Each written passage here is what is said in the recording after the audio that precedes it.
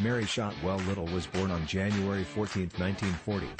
Little appears to be known about Mary's early life, except that she did study to be a secretary at North Carolina College for Women, now UNC Greensboro. However, about 6 weeks before she vanished, on Labor Day weekend 1965, she married a man named Roy Little Jr. The couple lived in an apartment in Decatur, Georgia, which is northeast of Atlanta. Mary worked as a secretary at the Citizen and Southern National Bank in Atlanta. The bank is now called Nations Bank. On October 14, 1965, Mary went to work at the bank as usual. Her husband Roy, who at the time was a bank examiner, had to go out of town for work. After work, Mary bought some groceries and then met a friend/co-worker at the Piccadilly cafeteria located at the Lenox Square Shopping Center in Buckhead for dinner.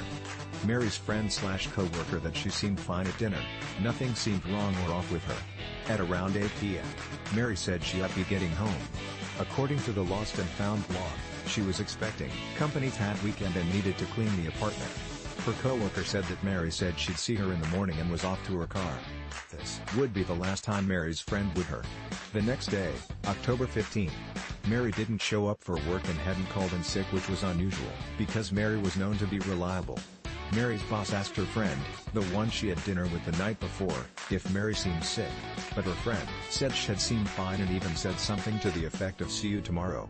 Mary's co-workers attempted to call her apartment, but there was no answer and they would eventually get a hold of the apartment manager, who went to go check the apartment.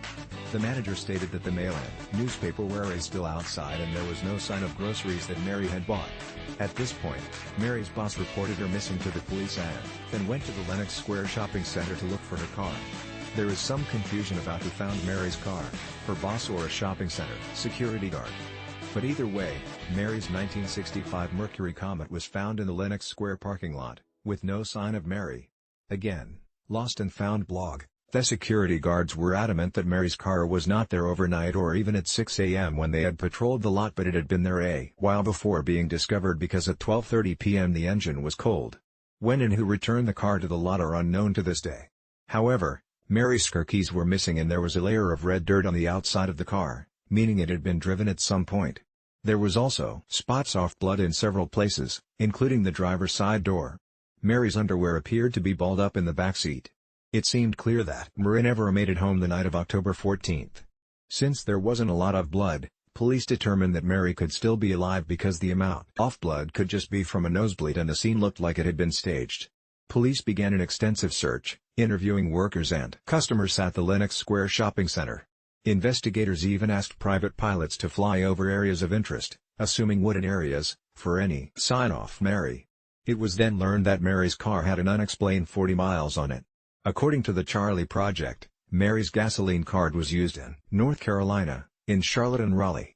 Gas station attendants at these stations recalled seeing a woman with a minor head injury that matched Mary's description. The Charlie Project also reports that both workers told authorities that the woman was traveling with one or two unshaven middle-aged men who seemed to be commanding her.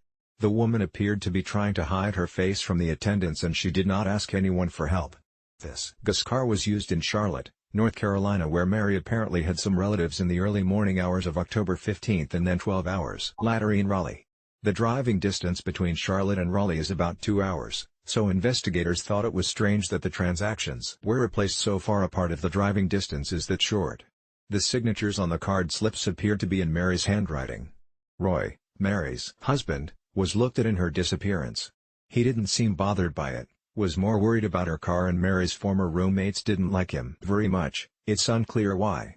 These roommates didn't attend the couple's wedding due to this dislike. Roy also refused to take a lie detector test, but he had a solid alibi for the time of the crime. He was out of town on business.